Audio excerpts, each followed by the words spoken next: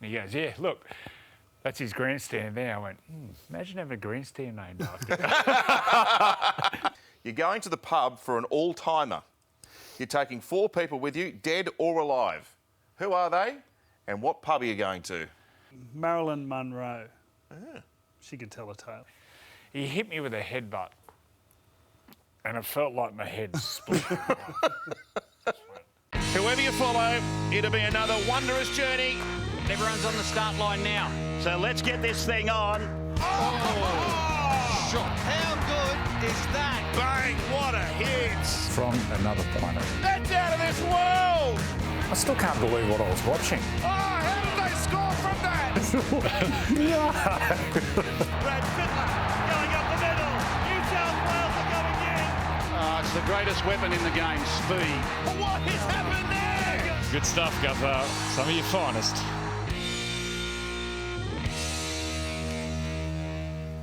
Hello there, welcome to Freddy and the Eighth, brought to you by our good friends at High Sense. Back here for round 5 of the competition, kicking off in 24 hours from now as we record this show. Freddy, 8th, we're back in the big house. Matthew. How are you doing? The big house. I don't want to get back to the big house. No, thank you. Thankfully, some of us have never The been big there. house in Mexico. How do you reckon that was? Sorry, you were? Mate. Yeah. I got thrown in jail in Mexico. Oh, here we go. Here's a start. They just stole me gear, stole me money, stole me watch, kept me there for a couple of hours and kicked me out. So you were apprehended so they could rob you? Basically, yes. Were you Mount Druitt Freddy then? No, I was actually just winding up. Wow. Anyway, that was scary. Did you think you were ever going to get out? The cell is underground. You walk into a 4-walled concrete place and you walk straight underground. Banged up abroad. Oh, what a start. Yeah. Well, we didn't have that one on the rundown, Anyway, did we? let's go on. What we do have on the rundown, however, wrestling. Is it back in the game? It's been part of the headlines all week.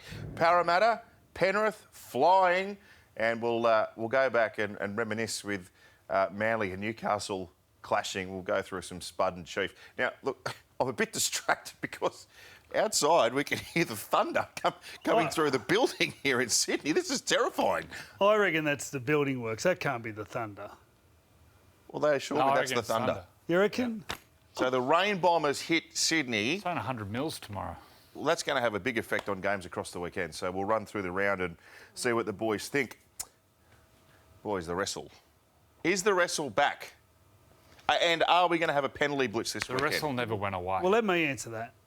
Because you've got a fair opinion. I didn't notice it until everyone started talking about it. I didn't really notice it. I just feel if you don't move the ball, they've just allowed third people to come in and slow the game down again. But apart from that, I haven't really noticed it. The key thing you said then was third person. The third person is the one that we have to look at eradicating from the game. It's when 2 players go in and they call it catch, they hold the attacker up and they hold them up, wrap the ball up, and then the third person comes in and squeezes the legs and then they ease them down. So it ends up about a 6-7 second play the ball. The defence's line set. I think we have to stop this third player going in at the legs, whether you call them cannonballs or hip drops. We just got to stop that. And I've noticed it. I've noticed the attack, as it's affected their attack of most teams. Yeah. I think we needed another ref to referee the ruck, but without a whistle. So their sole job is to control the ruck, and the referee controls the 10 metres, and that he's worried about that. But there's someone behind the ruck without a whistle controlling the ruck. And if two defenders are in there, righto, if me and Freddie hit you, and we got hold of you and the momentum stopped, there should not be a third person. Yes, right. Now they're going to say Tamalolo makes 100 post metres after contact. Well, you know what? Tackle him around the legs. Change your tackling style. Don't both go up and catch him and give him time to wind it. Anyway. Can't we fix it by the referee just calling held when there's 2 players holding a player and stopping Happened a their few times momentum? on the weekend where I thought they called it too early. There was one on Latrell Mitchell where Penrith picked him up and took him over the sideline. So they went a bit early there because Penrith were in the right, I thought. Yeah, I think every situation is different. You know, I don't think there needs to be any clamp down. Referees just need to be conscious of teams trying to slow the game down and just, penalise them if they need to. It's been such a good and I think largely Yeah, I agree. enjoyable starts here. We're not going to see penalties this weekend, are we? Like, we're not going to blow the pee out of it. There it is again. Jimmy Thunder. What's the Thunder? Yeah, I hope not. I hope not. A coach is just too smart, though, boys, with whatever they do. I mean, Well, they manipulate the rules. We had the 6 to go. They manipulated that, so we had to change the rule, give penalties inside the 40. I think one of the problems is we tell them what we're doing. And I mean we as in the game. Just tell the refs the game needs to speed up. That's it. Make it speed up. Refs can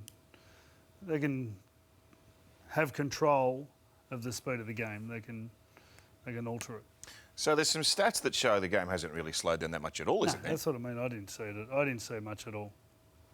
To be honest. We've caught a lot of games this year that we've. I mean, last week's probably the exception, but the first 3 weeks of the season, I thought there were some cracking games of footy. I'd hate to think that I think we've finally seemed to have got the balance right. So if we're looking to shift it again, I wonder whether we start to Day games to night games. There's a big difference in how you play at night, especially on those dewy nights. We've had a lot of wet weather on the East Coast, whether that's contributed. But you play a team who wrestle well. We know Melbourne wrestle well. You get them on a wet, slippery night down there at Amy Park. Throw the towel in. All right, let's talk about the Dolphins. Now, let's leave you out of it a little bit. They haven't nailed a big name yet. When you're building a club from scratch, Freddie, you want to nail a big name playmaker, don't you? That's your absolute priority. You haven't done that yet. Are you worried about that? No, I'm not. I know Cameron Munster still hasn't signed. I'm surprised. But Munster's not off till 2024. Isn't he? No. Oh, well, what's all the excitement about him being re-signed? And Well, he's a... maybe there's he's some a pressure headline. from the Dolphins at the moment, but I think what he's done, he's gone in heavy in forwards and experience.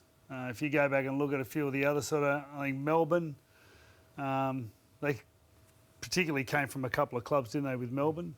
A lot of their players Hunter were Mariners Western Reds and Western Reds, yeah. and the Mariners came together.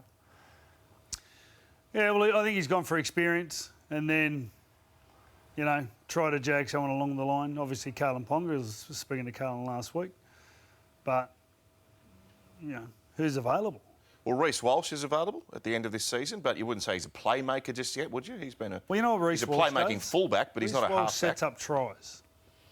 Yeah, but who gives him the ball? Well, to that's set it true. up? You need to find the mathematics around how you get him the ball in good position. But he's a bloke who can come to a 3-on-2 and nail it consistently. Okay. Would you say Matt Duffy does that? Would you Matt say Duffy- Josh Adokar does that? Yeah, absolutely. The Bulldogs have no recognised halfback at the moment. I know Cole Flanagan's in there. We're going to talk about that later. But they've tried to manufacture halfbacks. They haven't got a halfback steering the ship. Doesn't matter how big this ship is. Not going to get fish. nice. You like that? Oh, nice. Poetic. So back to my question: if they can't nail a big name playmaker, Well, they need to do they set themselves up for failure from the outset? They need that marquee player. They need that marquee player where other players, whether you say fringe players or players in New South Wales Cup or Queensland Cup, say, right, Munster's there, I want to play with Munster. And at the moment, they haven't got that player. And there's not many of them on the market. And Never you know is. what?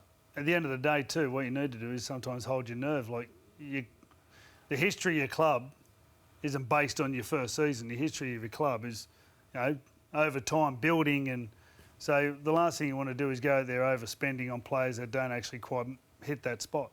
Yeah. So if you're a player, put yourselves in your playing days in this position. You get offered big money to go to the new franchise where there's no guarantee of success straight up. Are you going to take the pay rise and cop the pain that maybe comes with it, or stay with your established club and cop a little bit less and maybe have a crack at winning a title? They've still got established players. If you ever look at their players that they've bought, there's a lot of international players who are, with a lot of experience. So I think the problem you're going to find is if there's a few injuries along the way in your first season, you might come under a lot of stress. So Well, my question was, do you take the cash to go to the new joint, or do you start your existing one? Depends what part of your I don't think career they're going to go as bad as you think. The players that are going up there, you're going to have a rock solid bunch of forwards who are pretty experienced, who aren't going to be rolled over too easy. It'd be nice to find a halfback, but Okay, in the first 4 years they're in, do you think they'll make the semis? yes, You do? yeah. Wow.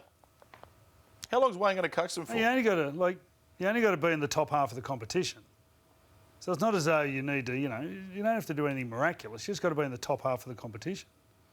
So, But my I can worry see is it. that there's less quality players to choose from.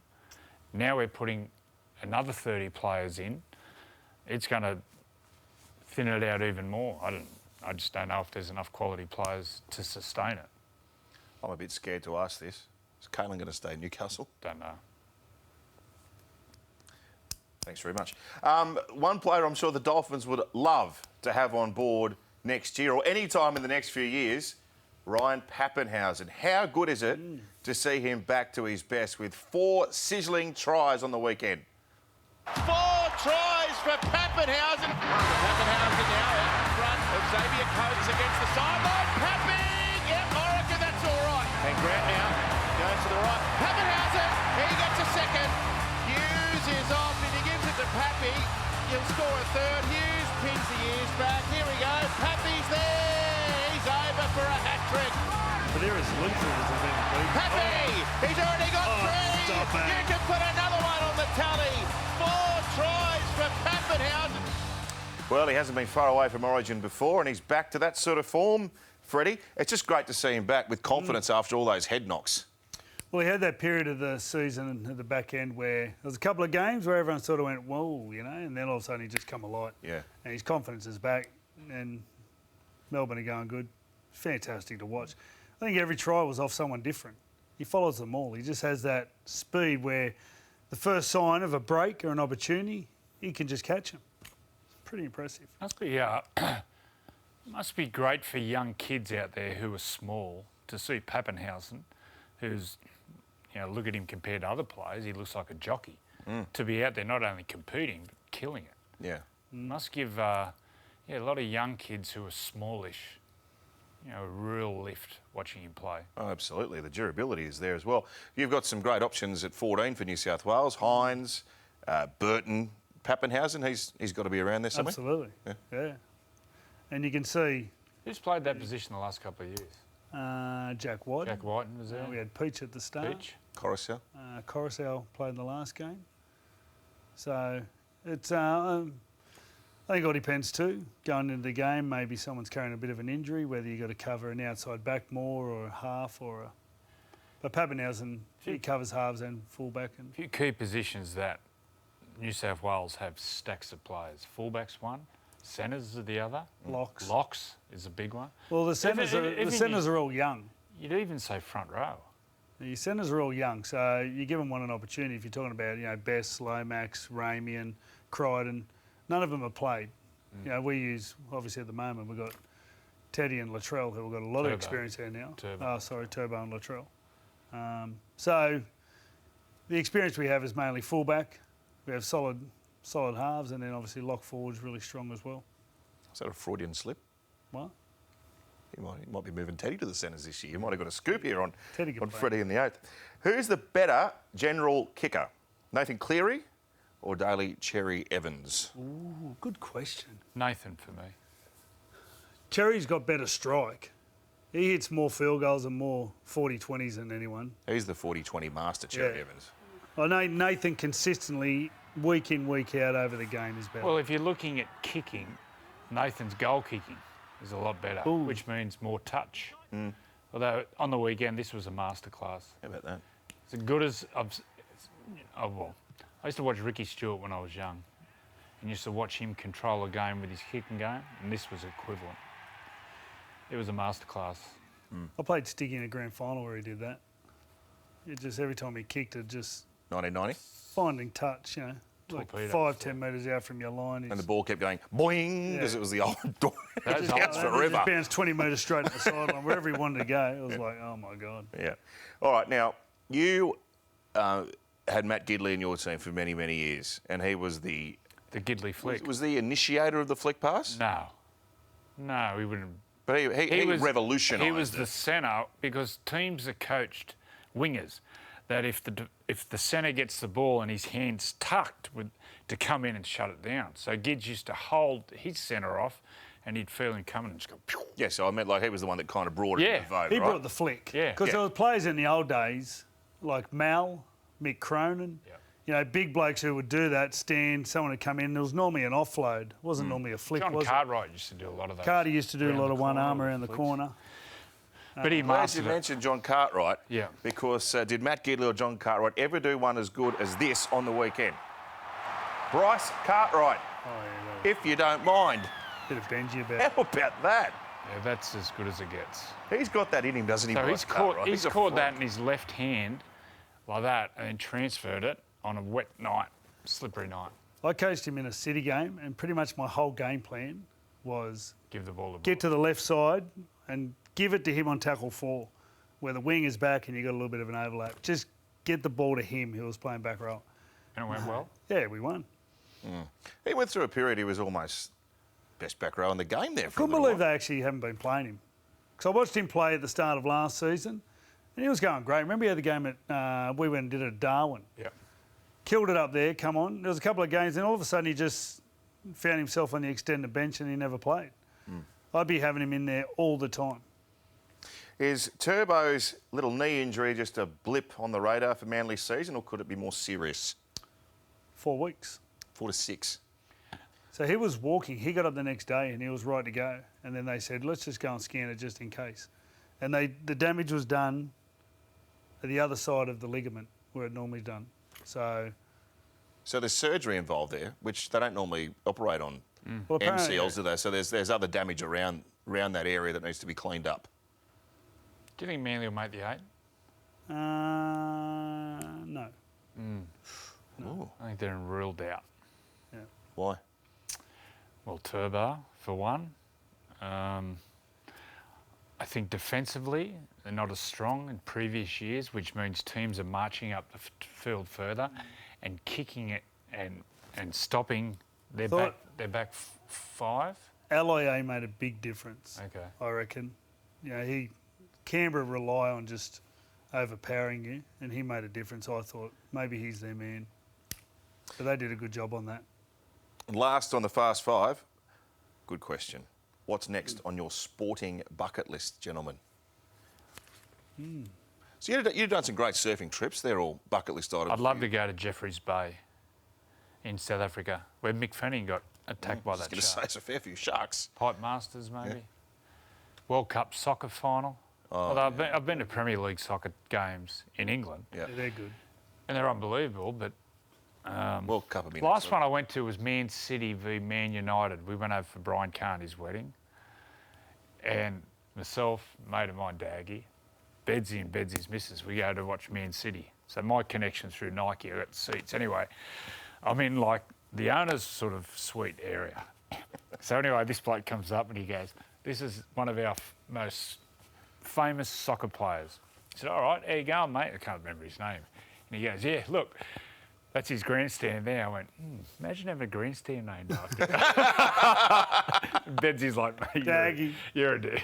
Daggy would have buckled. Daggy was over in the corner talking to the... I'll just leave that.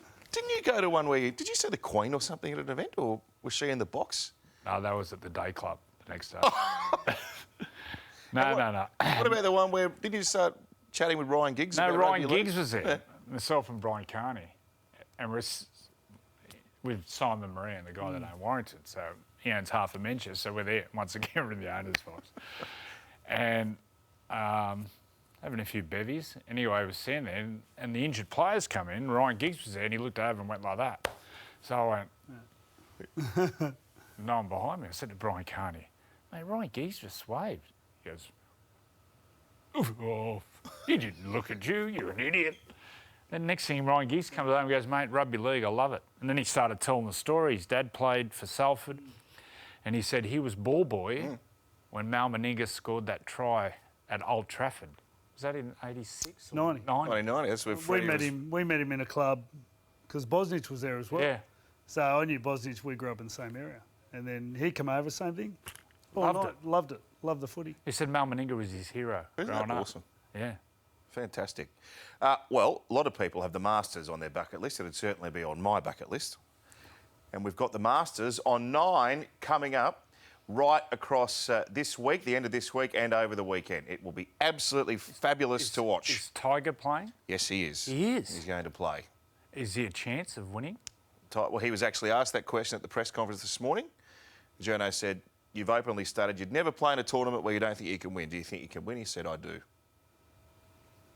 Like, Actually, that'd be... Is that the hole when they on the par 3 they have the big grandstands? Is that one? Sawgrass is the one where they you're go thinking about the island green. the full water, Yeah. full water carry. And it's like That's a party sawgrass, hole. isn't it? And it's like a real Oh, party you're hole. thinking about the Phoenix Open with the stadium hole around Yeah, it. yeah. And but in his practice rounds, particularly the one yesterday, our time, they were 20 deep, like for a practice round. And he played 9 holes with Australia's Cameron Davis, who's making his debut at Augusta. So you could imagine how the young Aussie was feeling. Tiger actually came up to him and said, "Do you mind if I join you for a few holes?"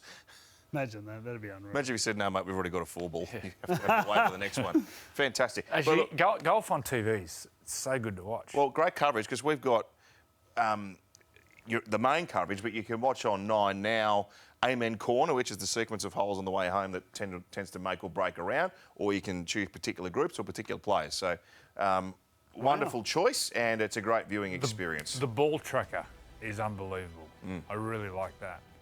And the strategy behind agree. it, it's really good. The commentary is really good. Watching Well, the this ball. guy's a chance. This is Australia's Cameron Smith, who is second favourite for the tournament. He won the Players' Championship a couple of weeks ago, which is Second the favourite largest. to win. Yeah. Well, he's finished second previously at the Masters. Largest purse ever on the PGA Tour that he won a couple of weeks ago, Cameron Smith. Good on and him. after the tournament, and I'm sorry if I'm waxing lyrical about golf, it was a really difficult final round, and they asked him, how did you up against the pressure? He said, well, I tried to summons the tenacity of the Queensland State of Origin team. He's a big rugby league fan. I saw that interview. It was pretty good. Got some viewer questions here. Now, on Instagram or YouTube or whatever, flick us a DM if you want to send us a question for the boys to answer, or you can leave it in the comments section below. Good one, this one, from James Dannon. Coming from a Broncos fan with a team whose culture is constantly questioned. From your experience as players, do the boys think that culture within a club can be fixed once it's tested or broken? Yeah, of course. But you know what? It's got to come from your senior players. It can't come from coach or some person that comes in and talks about different catchphrases and words to describe you. It's got to come from within. It's got to come from the senior players. And everyone's got to be on board. It only takes one or two to not be on board and start wide-handing or whatever. Everyone's got to be on board. It's got to come from the players. Angus Murray, what was the toughest game you both played in? And which game were you most nervous for in your careers? I played in a test match at North Harbour against New Zealand. That was the toughest game I'd ever What year was played. that? We got beat. I played that one, I think. We got belted. Yeah. We started good. That was the one actually. Lockie's first game. Lucky had a shock. Oh, Lockie, yeah. It was all Lockie's fault. Lucky had a head full of hair, and then after that game he went bald. He's got it back though. What was the game you're most nervous for? My first Origin. Yeah. Yeah. Don't know. I can't remember. Most nervous a week leading in. My favourite question I'm going to say for last. Which two players in your day had the greatest rivalry? Chief and Spud. Yeah. Yeah. Same answer. There you go. Hey, Alf and Ricky, that was sort of... I suppose there were matchups. But Like Alf and... That wasn't Wendell and nasty. Dukes. Wendell yeah. and Dukes used to be a funny... Well, no, Steve Walters and Benny Elias. yeah, they were good. Yeah. That was good. There was a few that had a bit of colour to it. Who was your greatest rivalry with? Ben Kennedy and Gordon, yeah, that was a good one. Yeah. Me and Freddie used to go at it. Did Ben Kennedy and Gordy sledge each other? Yep. Not always on the field. It was always a funny one in camp. Ah. So try to have to... Yeah. I was a negotiator. That'd be... Especially when Ken Benedy came out, when the alter ego came out. It was Yeah, it mad. wasn't good. Yeah, two tough men. My last. Do you remember at Moose's? Yeah. Bullwinkles, wasn't it? They had, Up this, at Townsville? they had this massive stuff, like, what was it, moose? It was like a moose head. It was a big moose. This is at Mooseheads in Canberra. Yeah, no, in Townsville. Townsville. And BK had it on, He had and no let's just shirt say on. he didn't have many clothes on. Oh, Looked over there, just the big moose head just on the bar. so what's the one in Canberra I was thinking of? Bullwinkles. No, it's Was that It's Townsville? Mooseheads in Bullwinkle's the Canberra. one in Townsville. Mooseheads, Yeah. Fun times. Yeah. The Panthers, boys, 19 straight at home. Origin coming up. Now, last year, they bounced back to win the comp, so let's not take it too far. But they did have a little flat spot after a lot of their players went into Origin. They're going to learn from that. Do you expect that'll affect them as much as last year? Yeah, it'll affect them. Probably the same. They're going to have Isaiah, Luai, Nathan, To'o, Liam Martin, probably those players. It's always hard to come up after Origin, psychologically and physically. It's really taxing. But I've said it the last month, if they're fit, healthy towards the end of the year, no one will beat them. They just win. They go pretty hard, so that means they train hard. By the end of last year, they're pretty worn out. Yeah. So, those last couple of wins were just, they were incredible. I think They played without attack and just defended their way to winning those games. I think Ivan may have learned a lot from that. I think they'll rest players, maybe extended. He didn't rest them last year, did he? He kept going. Yeah. Especially with Sean O'Sullivan, the way he played at halfback. Yeah. But the key to Penrith isn't Nathan, it's Isaiah, which he's leading the Dally M's. You can see his influence on the game. 4 straight man of the match in a row. 12 points after 4 games. And deserves it. He's killing it. Yeah. And he links. He's their halfback. In good ball, he links with Luai and Nathan. Look at that. That was as slick as it gets. Jeez, I love watching them. So good to watch. They're skillful. What about out there? They with work their hard crowd? for each other. It's unreal going out there, watching them play footy out there. Yeah. And you know what? The best thing that they've got these young guys coming in. We're watching now Tago and Taylor May. They are hungry and they just want to play for Penrith. They want to represent their area. You can see they just love their teammates. It's a great club. 20,000. They got it going. Every week, They got 20,000. 20,000. I think someone told me, because they're building a new ground out there, and someone told me they're actually going to move to build where the ground is, because they're getting 20,000 a week. So you can nearly build on Howell Oval next door and maybe, I don't know if that's true. I think they're going to pull it, the ground's going to go backwards towards Mulgoa Road and use that training field behind. Don't touch the cricket ground. The cricket ground. Did some of the best work there. Well, our Australian captain played there, didn't he? Yeah, he's a Penrith boy. Yeah. Pat Cummins. Who is? Who is? Pat Cummins. Pat Cummins. Is he? Yeah, played at Howell Oval next door. I didn't know he was a Sydney boy. Penrith through and through. Well, he's from the mountains, but he played for Penrith. There's a player in their lower grades, Lindsay Smith, gun cricketer. So he just basically hopped over. So if the Panthers are in red-hot form, how do you describe Parramatta? Outstanding on the weekend. Dylan Brown, Yeah. back-to-back, probably his 2 best NRL games ever in the last 2 Running weeks. games, just dynamite. A year older, knows his game, knows the players around him's game. In a good club, good coach. Mitch Moses kicked after an Origin experience last year? Yeah, I think he kicked, but I think Dylan Brown's the key to Mitch Moses being better, because when Dylan Brown isn't contributing, all the focus is on Mitch Moses. And Mitch Moses, he sets it all up. He can support, but the basis of his game is normally setting the play up and getting the plays going, while Dylan Brown then complements that. What Dylan Brown has done over the last couple of weeks is given Mitch Moses a bit of room. And now it shows he can play. He's had a lot on his plate, especially last year. I thought Dylan Brown didn't offer much at all, but he's been outstanding. And I think this is what we saw the year before from the young bloke. So he's got it sorted. Looks great. Yeah, he's found his form, no doubt about May that. have a Western Sydney grand final. They've never played against each other in the grand final. Parramatta. Nope. Penrith. No. Wouldn't that be great for the game? The second half was red-hot against the Dragons. Was that all Parra, or was there a bit of Dragons Bit of both. about Yeah, that? definitely a bit of both. Let's talk about a couple of disappointing teams. Let's start with the Dragons, 1-3 after 4 weeks. Interesting the changes that the coaches made there, with Sloan Amon. moved from fullback, and Amon's back on the bench this week, but he was dropped last week. Moses Mbai, poor bloke. I mean, he's not a fullback, and he had a shocker against Parramatta. He started hooker. He's staying there. Well, he played fullback last week. Yeah, I know that. Yeah. So how do you prepare playing? Yeah. You couldn't have 2 more different positions. Yeah. That's a tough one for Moses. Concerns about the Dragons already, do you think? Yeah. They're averaging 30 points a game. Yeah. Their discipline's pretty poor. Plenty of blokes have been sin-binned. They just need to, I think overall they just need to sharpen up, get smarter. Charity Shield, I thought, wow, here we go. Yeah. They'll be around. Well, we the saw eight. Terrell Sloan, he became the team, but they just haven't created that again. So, but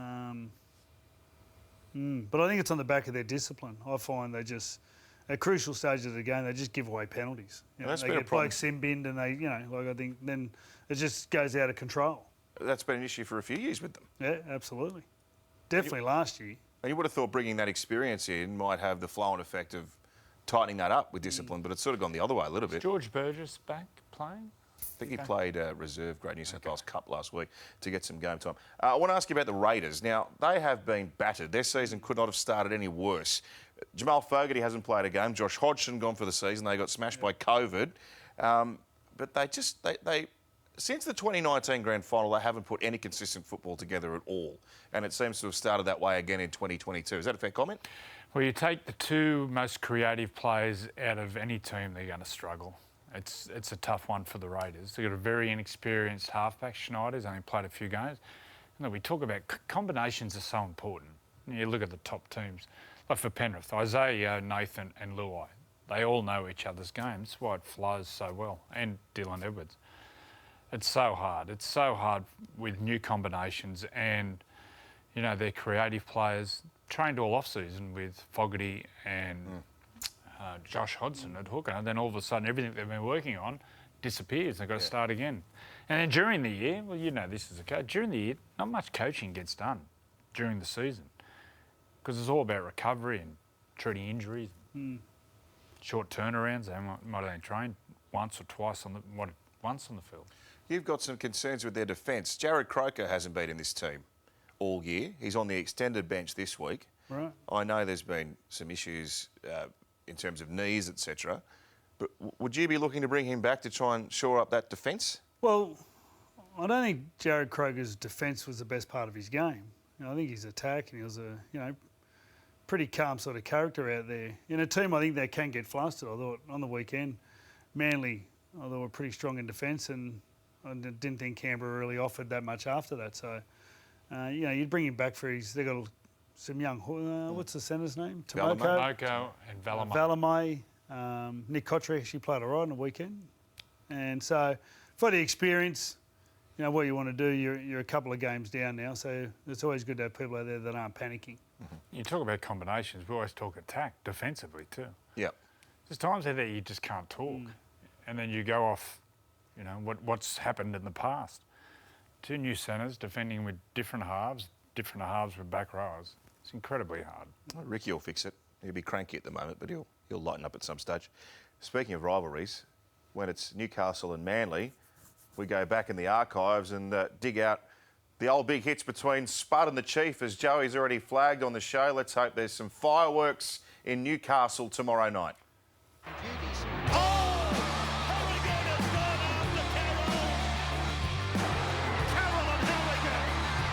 Tackle from Carroll. Harrigan sorted out by Carroll.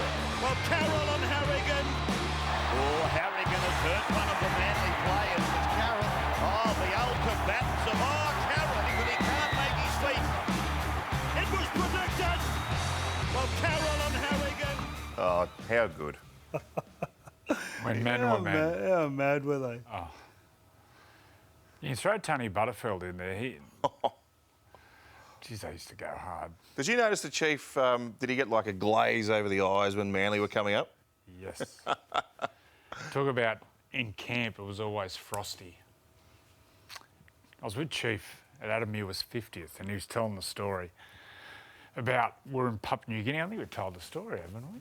When we were throwing each other off the boat and it turned a bit of argy-bargy. Chief said him and Spud sort of argy-bargy. Looked, Daniel Gartner, Beaver was there, this and that. He said he looked over and there was me and Robbie O. He said, oh, I've got the leprechauns here and backing me up.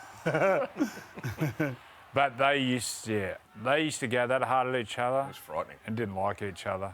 It was good. Do they get on right now, do you know? Yeah. Oh, yeah, they get on all right. Yeah. Oh, they were. It was box office whenever they came against. Up against it would be hard to fire Spud up.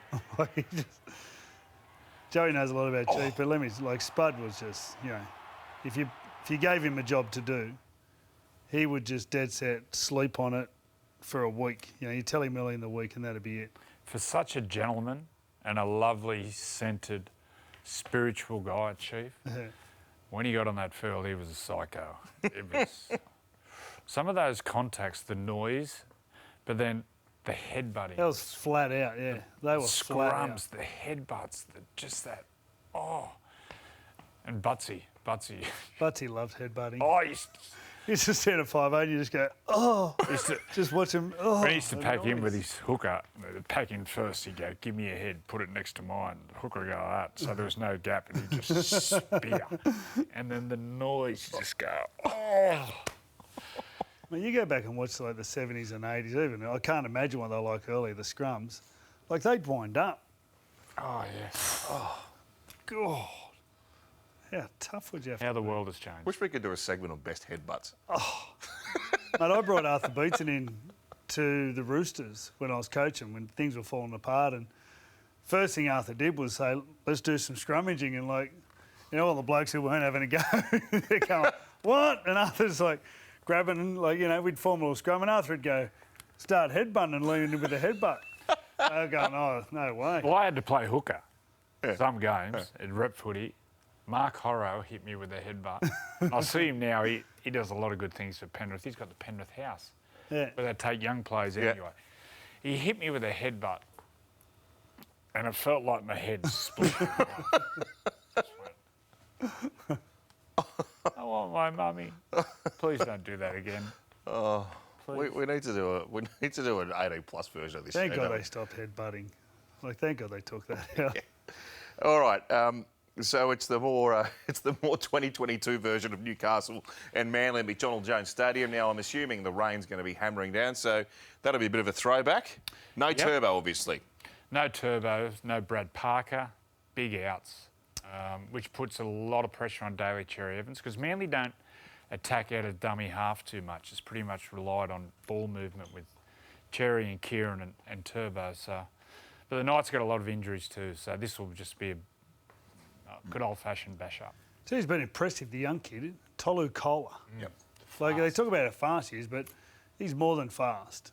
He knows what he's doing out there, just the way he finds space, and it'll be interesting how he goes at fullback. They've got the other young bloke come into the centres. I'm not sure. Tui Pelotu. There you go. And is it who's playing? Oh yeah, you said that Kohler. Yeah. So he's played Kola. fullback growing up, Yeah. Kohler. So this is kind of his position. He's just been thrown in amongst them in the first few No, games. He'll go all right. Obviously, the weather, it's going to be a hard night for him because if it's raining, you're playing up there and a bit of wind and, you know, there'll Big be some pressure on him. Kick-off between Jake Clifford and Daly Cherry-Evans. Be a big part of the game. Friday night footy. Broncos versus Roosters. It's been a tough old week for Kevy Walters and his men up there against an unchanged Roosters team that clicked into gear last week. No Patrick Carrigan, 4 to 6 weeks. Albert Kelly's gone because of a foot injury. Flegler, after getting reported 4 times last week, is suspended. Right. There's a little bit of mad in Tom Flegler. Surely they bounce back. They've been a bit disappointing, haven't they? Like everyone's But how do they bounce back? Well, Adam Reynolds has got to have a lot to do with it. Yeah. So the one thing I did notice, I felt like in a lot of the good ball, they're going away from Adam Reynolds, when I reckon they pretty much need to just say, well, we're going to give you the ball and just put pressure on the Roosters. Tony Staggs isn't getting any ball or he isn't What's the doing thing? much. You got two of the best centres combination. Probably the Knights centre's the best in the comp, I think. Gagai and Bradman Best, but Tony Stagg and Farnworth.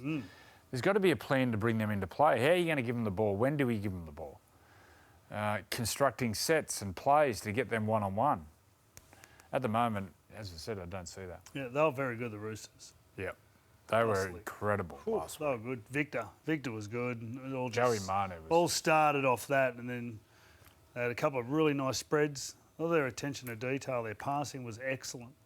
So you go up there sometimes, it gets hot and a bit sweaty, you know, and those sort of things. You lose your breath, but they were slick. Their passing was fantastic. Would you move Hot Staggs to 5'8"? Hot and sweaty and Hot losing and your breath. sweaty. What are you talking about? Sorry. You go up there, it's like, Sorry. No. You wouldn't move him? No. move who? Staggs to 5'8". No. That was what they were saying they were going to do in the off-season. He They're a changed his bit... mind. I think they need to attack out of dummy half more. Look, attacking out of dummy half is the most dangerous spot in the field because you're going against retreating defence and tied forwards. They need some attack out of dummy half. You know, they start with Turpin, Yep. but they need the Badiris wing combination. They need someone come off the bench going whoosh. Well, they've got Corey Pakes on the bench. Well, he this gets week. out of dummy half a bit, yeah, so that's a good inclusion. Now, gentlemen, on Sunday afternoon at Moreton Daly Stadium, Redcliffe, we're going to see a brand new NRLW premiere. The Roosters against the Dragons, or Dragons Roosters, if you go in order of where they finished on the ladder. What about the Roosters last week knocking over the Broncos from 16-0 down, was it? What a remarkable performance. So a new premiere, and this will be an outstanding game of footy between two really good teams, some individual stars out there as well, both really well coached. Looking forward to it enormously. It's like watching footy back in the 90s. No wrestle. We spoke about wrestle at length at the start. Just use the ball. Great skills. Balls in front. Ball movement. They're good. Really They've good. been fantastic. Been a great comp. I think it's a bit of a shame it's not a Leichhardt or somewhere closer.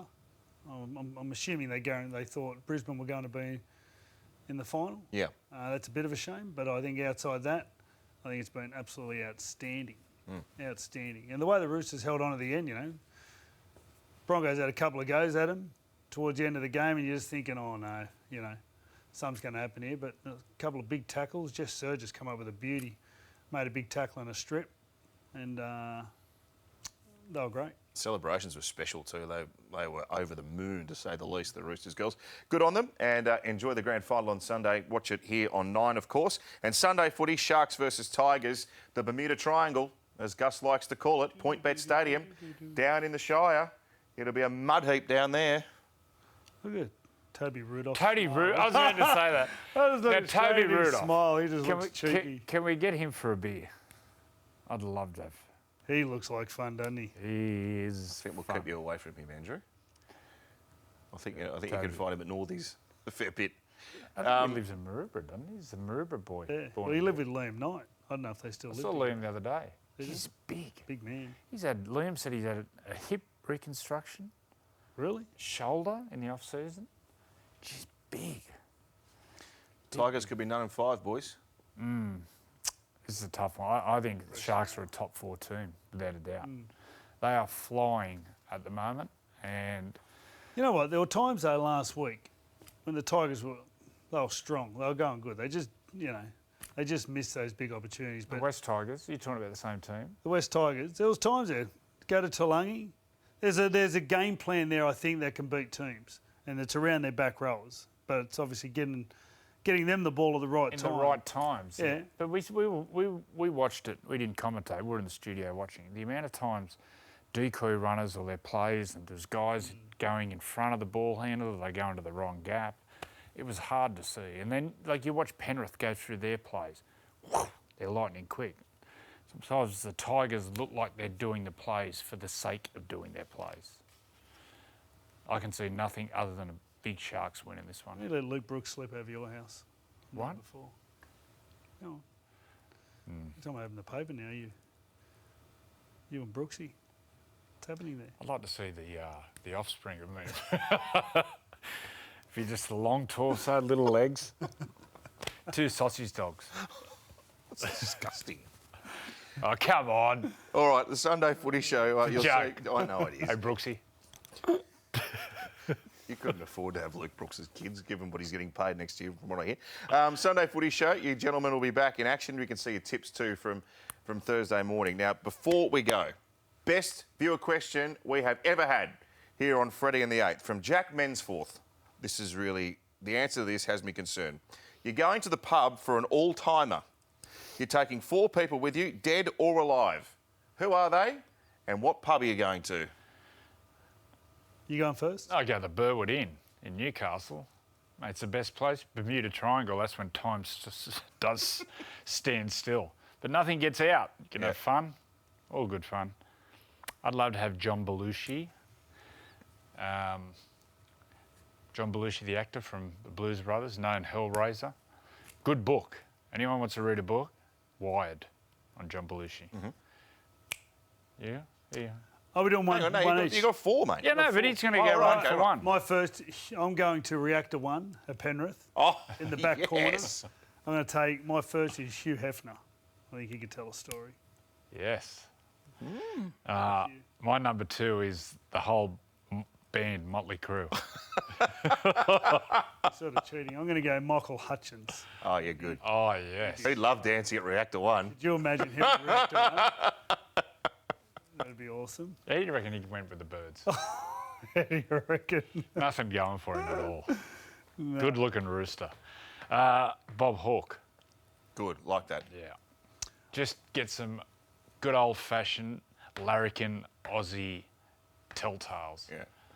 And we can talk about when Ben Kennedy had him and Kamal in a headlock. I'll go Marilyn Monroe. She can tell a tale. I think Marilyn and Hugh might have met each other in a past life as well.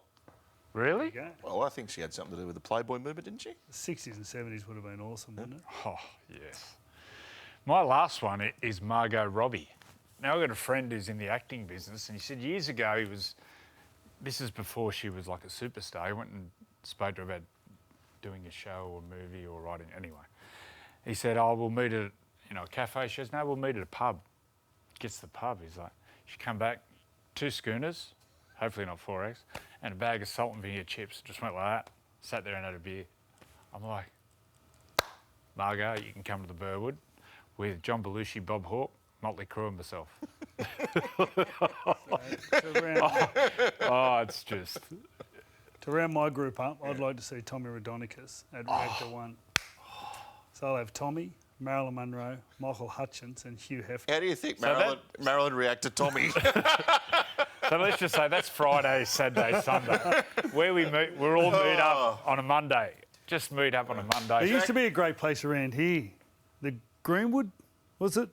There was a place here in North Sydney. It used to be like a Monday night. a recovery place. Right. Is it still here? What do they call it? A hospitality night. You know, when people who work in nightclubs, their weekends are obviously Monday, Tuesday. They have the night out somewhere. Right. Anyway. That's a great one. Jack, we salute you for that question. More of that sort of stuff on Instagram. You can send us a direct message or you can leave a comment on YouTube, questions for the boys. See you at the footy over the weekend, gents. That was good fun. Can't wait. Good stuff. Catch up with you next week.